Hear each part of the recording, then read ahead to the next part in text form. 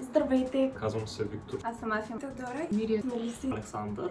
Уча в момента в Софийския университет. Специалност корейстика. Южна, Източна и Юго-Източна Азия. Привлечме това, че Малайзия е една много екзотична страна, за която не се знае много в България. Беше ми интересно каква е работата на едно консулство.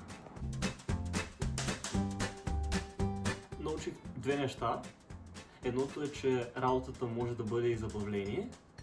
И другото е, че открих много добри приятелства тук. Научи ме да съм по-отговорен и как да работя в екип. Да уча в Корея.